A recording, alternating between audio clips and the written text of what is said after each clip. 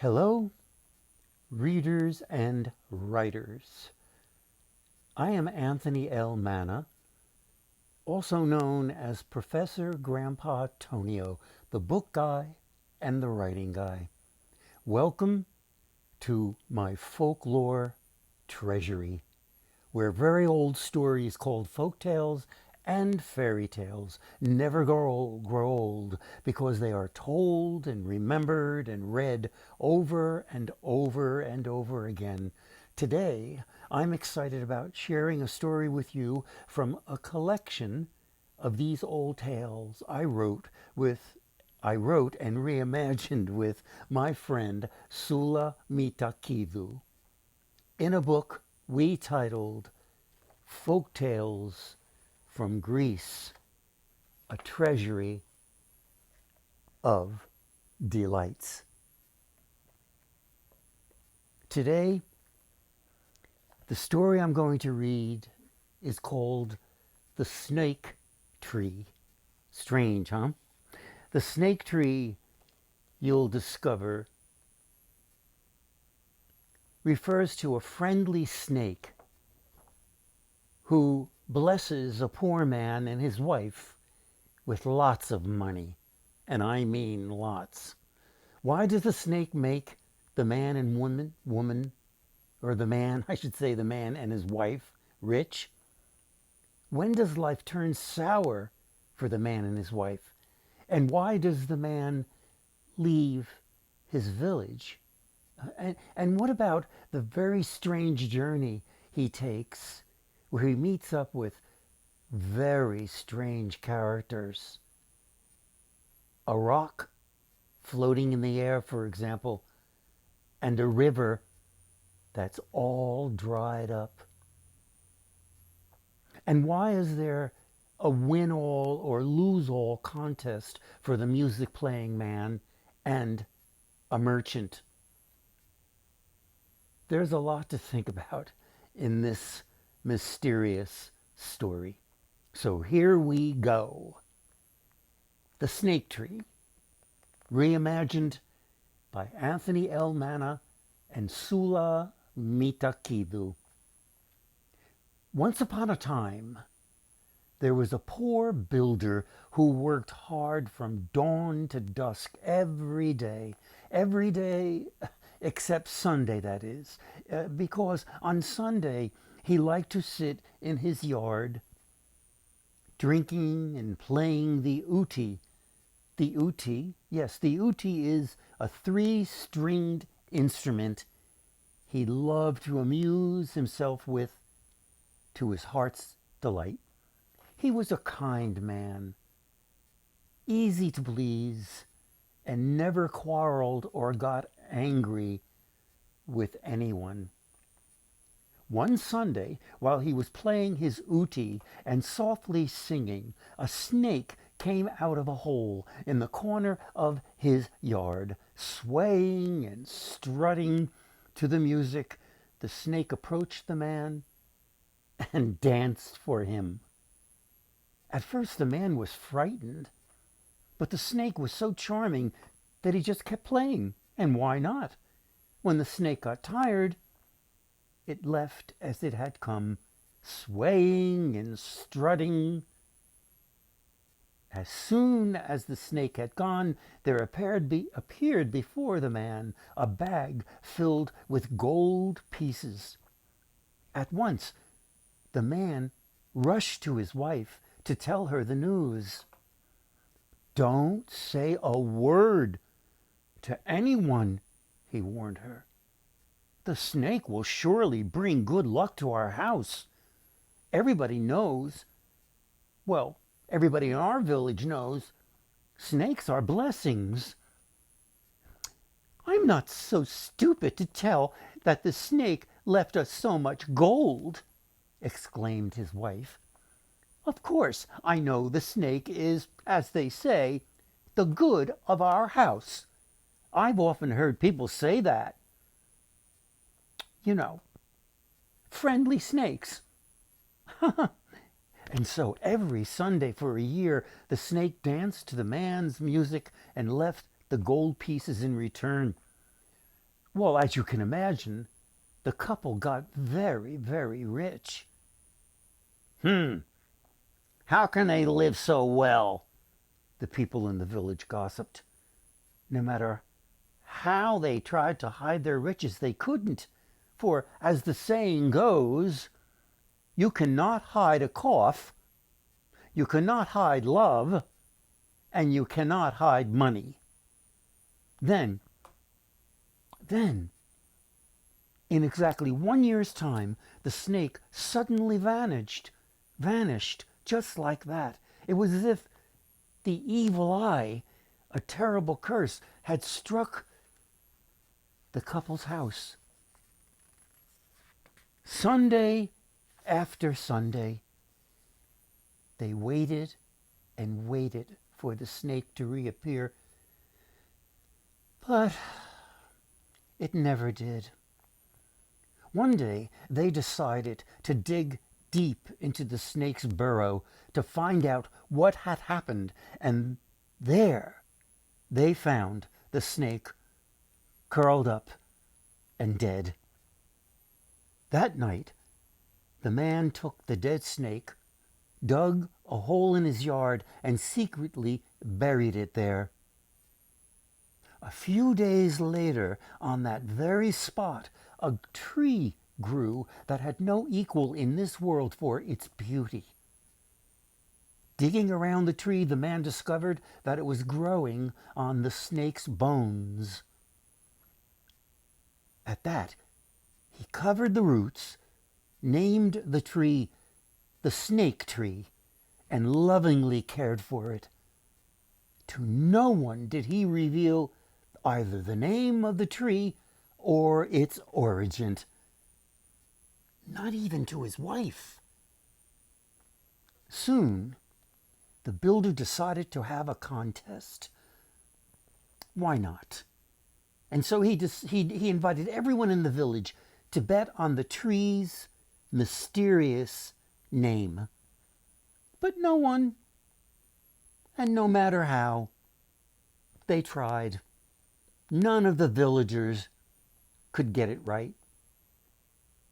Is it a peach tree? A pomegranate tree? A gooseberry tree? It wasn't. Is it an apricot tree? A fig tree? An almond tree? It wasn't. It's an orange tree, isn't it? It's an orange tree. A lemon tree? A tangerine tree? No. It wasn't any of these. Like this, the builder made another fortune. Now, in the village there lived a merchant who was as cunning as he was miserly. The merchant believed the builder's wife would surely know the name of the tree, so he came up with a plan to find out from her. One day he went to her and tried to win her confidence by selling her cheap jewelry and other frills at a very low price. But much to his disappointment, she told him she knew nothing about the tree. Well then, why don't you beg your husband to tell you then? The merchant suggested. And yards of pure silk and shoes embroidered with gold threads will be yours.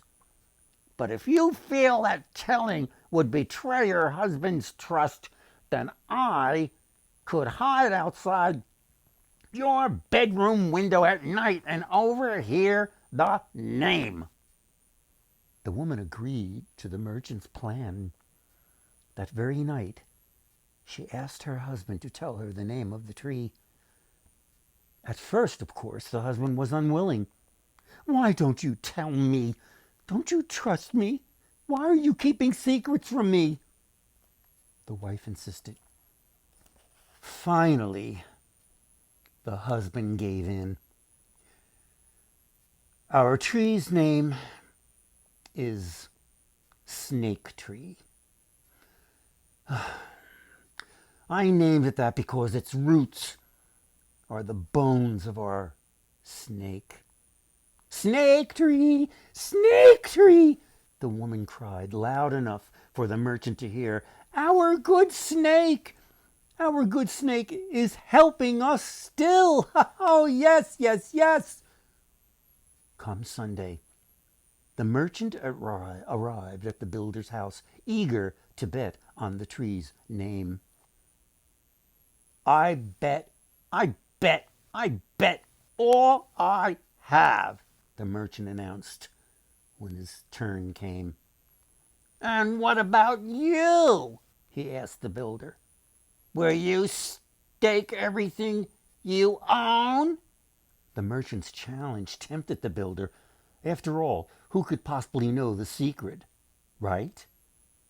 So the builder accepted the wager. Is it a poplar tree? The merchant asked. No, it is not. Is it a birch? No, no. Perhaps, the merchant said, scratching his head.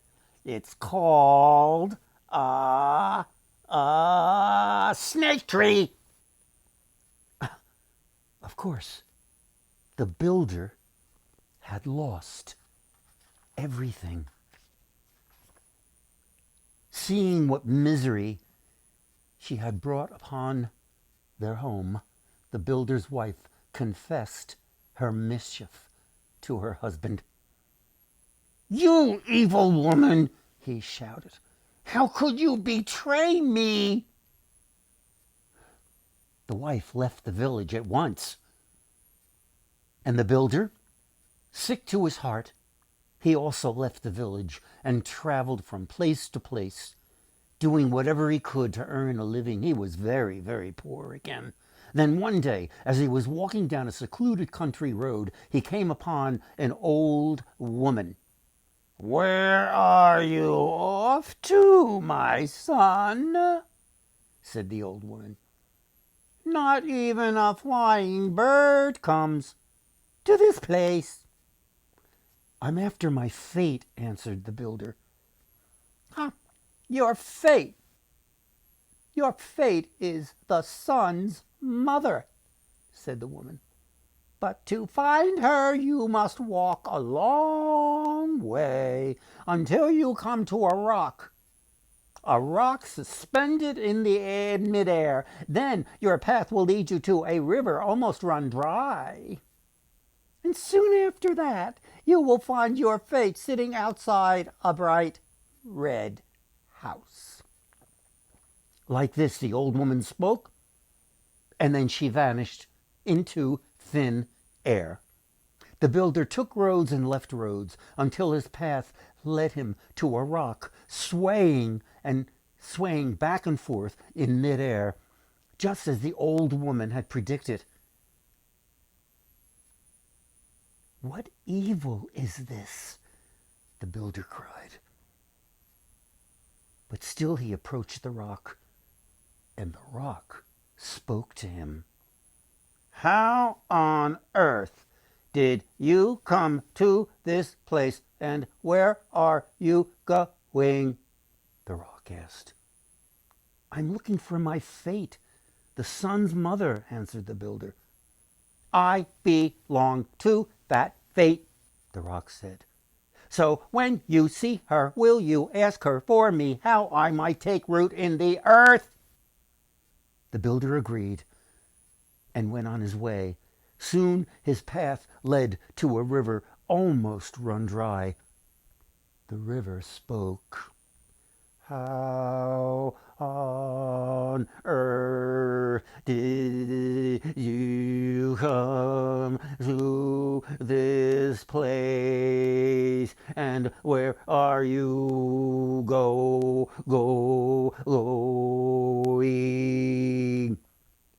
I'm looking for my fate, the sun's mother, answered the builder. I belong to that fate. So when you see her, will you ask her for me? When will I have more water? I need to quench my thirst and where water the fields I'm passing through. Again the builder agreed and went on his way. Soon his path led him to a bright red house. A woman sat at the door. It was his fate. "How on earth did you come to this place? And what do you want?" asked his fate. "I have lost everything in my life, and I need your help," the builder replied. "I do nothing before I consult my son, the sun," replied his fate. "But he comes only at night to sleep, so you're more than welcome to stay and wait for him." When night fell, the sun arrived. His mother gave her son something to eat and then brought the stranger to him. How can we help this poor man retrieve his fortune?" the fate asked the son after she had told him the builder's story. "After all, this man entertained my child, the snake, with his music and his singing. Go back to your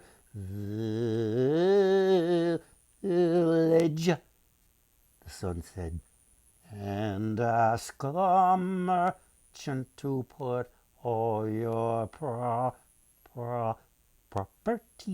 on the wager that the sun rises in the north.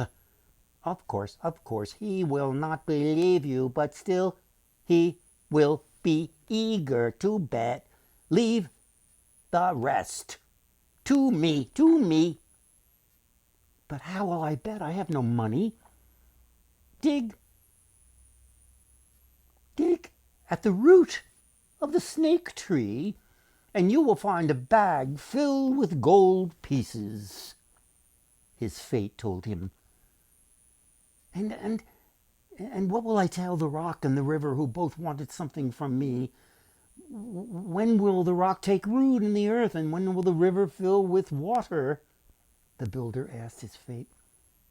To this his fate replied, "When you reach the river, don't linger, but cross it quickly. Once safely on the other side, tell the river that it will fill when it has saved a person, rather than drowning a person. And tell the rock that it will take root only after it has been kind to a person and not nasty. But make sure you are safely away from both of them before you speak. They are very, very fickle." On the way back to the village, the builder did as he was told with the river and the rock. He speedily ran down the pathway, and once in his village, the builder waited until midnight to come to the snake tree. He dug around the tree, found the gold pieces, and hid in a cave. The following Sunday, the builder appeared and joined the villagers who had come before the merchant to bet on the tree's name. The builder asked if he could bet too. "And what shall we bet on?" "Where the sun rises." "Huh, what kind of bet is that?" "Where else? From the east, of course." "Will you bet that it rises in the north?" Suspecting the builder had lost his senses for having lost his good fortune, the merchant agreed to the bet. "But what should we bet on?" the merchant asked. "Since you are so sure that the sun rises in the east," said the builder, Bet all you have, and I'll bet my gold pieces. They are all I have. Early the next morning, the merchant, the builder, and several witnesses waited for the sun to appear.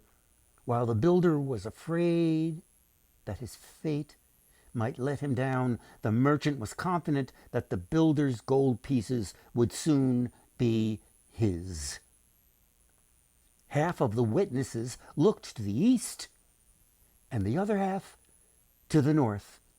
Suddenly, the sun, bright and glorious, appeared in the north. The merchant fainted, and the builder, well, he became very rich and lived happily for the rest of his life with his wife.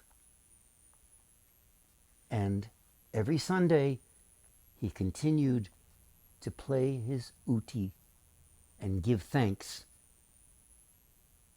to the snake for his good fortune. And that, my friends, is the snake tree. Hope you enjoyed the story, and I'll see you again soon. Goodbye. Happy reading.